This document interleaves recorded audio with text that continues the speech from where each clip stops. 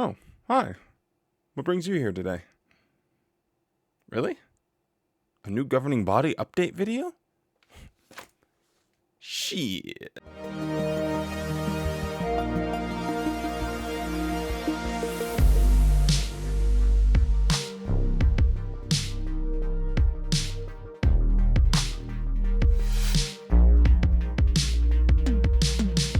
Hello and welcome back to the JW Thoughts channel. My name is Wally and today we are taking a look at the latest governing body update video. Quickly, before we get into it, don't forget to drop a like on the video and subscribe to the channel. It helps it get out to more people on YouTube and is very much appreciated.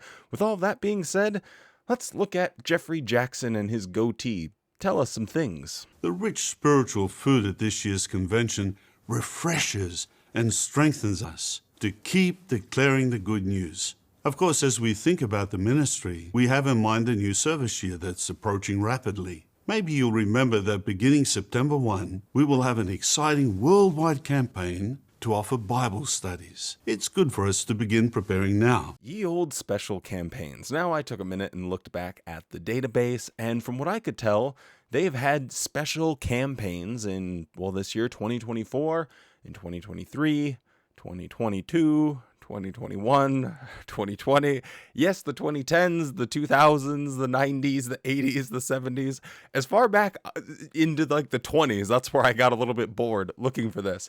But they are always having these special campaigns. Now, when I was a Jehovah's Witness, they were going hog wild for it because we'd have one for offering Bible studies, we'd have one for inviting people to the memorial, and one for inviting people to the convention. We had so many special campaigns that I actually had to devise a separate strategy for covering our territory. For those of you that don't know, Jehovah's Witnesses get assigned specific streets that they're allowed to work on, and someone has to like manage and organize that. So you have your normal territories, which people can check out, and then they work that area and turn it back in and get a different one. And then I had a separate system altogether for the special campaigns because it was happening so often. So my question is, what makes these special? Like, I get you can look forward to something on a yearly basis, like Christmas. Oh, a time that I can take some time off of work, that I can spend time with friends and family. I can look forward to that, and it's something that happens every year, but still makes me happy. But this is reverse Christmas. This is getting to see your family less. This is working more. This is being more stressed out for absolutely nothing. No presents at the end. We also have something very encouraging to share with you. On Sunday, July 28, we reached a special landmark with regard to Bible translation.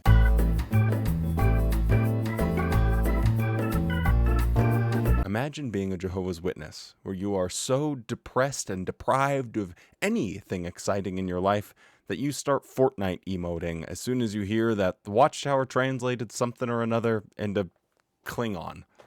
Nobody cares. They are Klingons, and it is a long story. But now for the rest of our update, I'd like to speak with you about an important topic: the need to remain focused on God's kingdom as the real solution to mankind's problems. This vital truth helps us to stay neutral regarding the world's political issues. We're grateful to know that God's kingdom is already established in heaven. It is already the real, permanent solution to all of the problems of the human family. But we need to keep this reality clearly in mind. Why? Because the times we live in can make it challenging to keep focused on God's kingdom as the real solution to all of our problems. So this is what I really wanted to talk about in this video, and that is this attitude that Jehovah's Witnesses have where they are constantly waiting on some supernatural solution to problems that otherwise have solutions in the real world. And we'll look at a couple of examples, but first let's let Watchtower cook here for a second and give their arguments as to why you should literally just be like that episode of SpongeBob where they're looking for the magic conch shell and it tells them to just do nothing. We also see an increase of nationalism and patriotic ceremonies, including schools. Even sporting events can stir up nationalistic divisions. All of these things are in the news every day. The world is facing unprecedented problems, and imperfect humans have many ideas on how to solve them. But as Jehovah's Witnesses, how do we view these divisive topics? Of course, we don't get involved in politics. We don't get involved in political issues or debates, no matter how right or just a particular cause may seem. We keep on seeking first God's kingdom and His righteousness. We know that is the real solution. So we don't take sides on the world's issues, even mentally. We don't favor one candidate or political party over another, regardless of whether they seem to support or oppose our interests. So for Jehovah's Witnesses, it doesn't matter if a cause is just or moral or worth fighting for. It doesn't matter if you can actually achieve tangible results through hard work and perseverance. The only thing that matters is putting your head in your butt and your hands in your pockets and doing absolutely nothing. But, of course, following everything that the governing body says. And it just makes me scratch my head because we as a human species have a long history of progress. Now, I know that might sound like a hot take in today's modern internet era where everything is just negative all the time and nothing is ever good enough for anybody ever. And it's like when one good thing happens, people like to just put that against 50 bad things that happen as well, instead of recognizing that at least the trajectory is on the right track. So I just want to give you 2 examples of things that are so demonstrable that are better and good for human beings, a society. Obviously, I'm American, so my perspective is going to be shaped by me being American. So let's just look at 2 things that happened in the United States that were able to change because of people caring about it and how Watchtower has approached those same issues. So first off, let's look at a personal story that was in an older JW broadcasting that talks about the issue of segregation.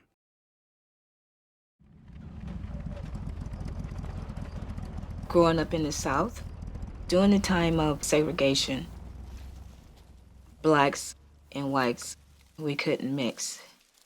And not only that, they had signs to keep you knowing where you're supposed to go. I couldn't understand why we couldn't get along. 50 Cent? Yes, sir. Thank you, sir. Grandma, he's just a boy. Why are you saying sir? Be quiet. I want you to know your place. I told her after we got back on the track, I'll never hold my head down, I met a group, and this group was like what I really wanted to be in. It was about politics. They said, we fight injustice, and when they said that word injustice, it was like, yeah, this is what I want to be in, right? I didn't know they were Jehovah's Witnesses. All I could see was a Bible. And I said, where did you get that Bible from? And they said, well, okay, we'll bring you one. And they did. So they brought me the Bible, but I didn't know I was going to have a Bible study come along with it. The first time I went to a convention of Jehovah's Witnesses, it was like 10,000 people. When I go in there and I see all these different faces and different colors, it's like Jehovah showing me like, hey, Rafika, remember you asked me about all different people getting together and being one? See, I'm not partial. They do get along. We are unified. So this lady grows up in a world that is completely marred and inundated with racism and segregation. And as she says, even when she was a little girl, it didn't make a whole lot of sense to her. And so when she got older, she wanted to fight this injustice. Well, of course, we know the end of the story is she doesn't want to get involved with them because she finds Jehovah's Witnesses, and that's where we are finally free from segregation. But it's a little bit of a head scratcher because the Jehovah's Witnesses have a history of going right along with segregation. Take a look. Got married on April 23rd, 1949. I've been in full-time service 70 years with my wife. I was assigned to Circuit 18 in Alabama. My first circuit assignment was in Mississippi. It had the reputation as the worst state in the Union for race relations. And then after we got there, there were 3 civil rights workers who were killed in Philadelphia, Mississippi. That was our circuit. So those were the things we had to deal with. We were busy in our ministry, so it didn't bother us very much. The black worked the black and the white worked the white. So we just obeyed the customary law of staying segregated. Lots of movements were happening and people were, very hostile. When there was a march or any tension, when we were serving there in Alabama, we wouldn't go to the town on Saturday afternoon to do street witnessing, because if there was a rally or something going on, we would just stay in the neighborhood. A lot of what they used to call back then freedom riders, people getting on buses going south and people coming in to register voters. The fact is, some of the civil rights organizations were set up in Mississippi and went pretty strong. So as a result, they would think that because we were active in going door to door, we could just incorporate civil rights issues and things like that into our work. During the civil rights movement, Watchtower did exactly as I said earlier.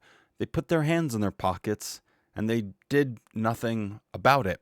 Now, if you're familiar with the history of this, religion had a big part of that, because a lot of times how people consumed their information or their ideals were shaped was based off of what their preacher or their pastor said at whatever church that they were attending. And because religion was a lot more popular back then, the high religious figures had a lot of say in people's viewpoints. So the Jehovah's Witnesses, with their scope and how many people that were involved in their organization, could have had a big influence in helping people shift their ideas and recognize that this segregation is silly and it needs to stop and it's degrading and it's a holdover and it can't just be about words, it has to be about action. And yet instead of taking that opportunity, Watchtower decides to justify what they are going to do, which is nothing. And they do it in the most peculiar way.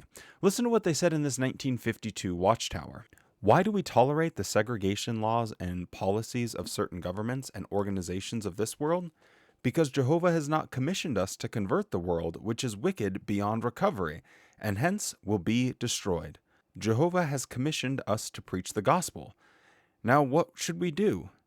Drop preaching to fight racial issues? We never have separate meetings and baptisms when we can have them together. But when impossible, shall we have separate meetings and baptisms or none at all? Shall we serve spiritual food to all, even if separately, or serve it to none? So they start off their argument by saying, what do you want us to do about it? What, do you want us to just stop preaching? No one is asking you to stop preaching, but you could do something. But they take it even a step further, which makes this even more deplorable. Jehovah is no respecter of persons, neither are his people. But the world in which we live is, whites are prejudiced against colored, colored are prejudiced against whites. In some colored communities, after nightfall, a white person would enter at the risk of his very life. To justify this on the ground that the whites started the discrimination is not scriptural. Now, where the danger is extreme, should white persons enter these hostile communities and suffer beating and possible death to prove that they have a democratic right to be there? Should a white witness endanger his life to attend a meeting of a colored witnesses in such places or stay overnight with his colored brothers there just to prove his democratic right to do so? Many colored persons practice color prejudice against their own people. Light-colored Negroes will shun the darker ones. Some from the Western Hemisphere look down on the dark ones from Africa. In South Africa, whites discriminate against the mixed coloreds and mixed coloreds against the native blacks, and the native blacks against the Indian coolies, and their native India and Indians discriminate against the no caste or outcast. Who is innocent to throw the first stone? Can we not see that all classes of the human race are evil? And if we start reforming, we shall be lost in an impossible task with endless discrimination and many varieties or injustices to beat down, which crusading social and political organizations of this world have hopelessly fought for years? For us to become like them would be to fall with them, consume our time in such reforms, lose out as Jehovah's Witnesses, and please only the devil. Yes, fighting for civil rights is the devil's work, according to Watchtower. You would no longer be a Jehovah's Witness. You would no longer be an ally of God. You would be an ally of Satan. Look at all of these political people and these organizations trying to fight for change. And guess what?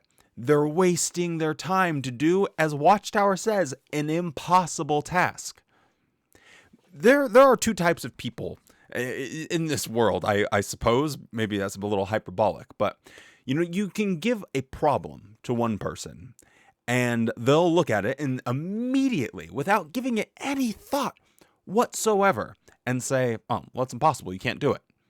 And they'll just and that's it. And they'll just, well, and then you can show them the solution. And then they're like, oh, well, yeah, I guess that was kind of obvious. But it's like, wait, back it up. Why did you say it was impossible then?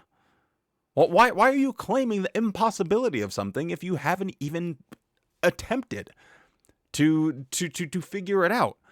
It is so irritating. And then there's other people that look at it, they analyze it, and they offer a solution. If that solution doesn't work, they say, yeah, well, okay, I'll get back to you. It's like giving someone a riddle. And there's some people that will think about a riddle for days and days and days and days until they finally crack it because they want to be able to figure it out. There's other people that think about it for 2 seconds. Like, oh, just tell me the answer. Just tell me the answer. And Jehovah's Witnesses are these irritating, annoying people that can't take a second to breathe and think. They just want, oh, well, I mean, this is an impossible task. We'll never have race. Whites fight whites and blacks fight blacks and light and dark and all of these other. Anyway, what I'm getting at is progress is possible. Is it perfect? No. That is a lot of P words. But progress happens. And the trajectory of human beings in civilized societies is that we are going in the right direction. And the thing that holds this progress up is people like this that say, it's impossible. Why are you fighting this fight? There's never going to be racial equality. Think about this. This was in 1952. If someone's alive in 1952, they would have witnessed a black president. So in their lifetime, Watchtower was saying that segregation was an impossible task. And in that person's lifetime, there was a president that was black. If that's not progress to you, I don't know what progress would look like. Again, it's not perfect. Are there still racists out there? Yes, of course there are. But we're going in the right direction. And you won't get there ever by doing nothing. That's really all I wanted to talk about with this governing body update. Now, I know those are like bigger scale sort of things, but I think it's very relatable to people's personal lives as well. Because when you have this mindset that all problems must be fixed by God in the future after he comes down with fireballs and kills all of mankind, and that's your mindset for big problems, it can get like that with small problems as well, where you have a propensity to sit on your hands and do nothing about it, kicking the can down the road thinking, well, Armageddon is right around the corner and I can't do much about that anyway, so I'm just going to do nothing. And it is a terrible, unhealthy way to live your life. So stop it. Get some help. Anyway, that's about all I got for you today. With all of that being said, stay safe, be kind, and don't forget to show yourself the same kindness that you show to others. And you better have a good-ass day.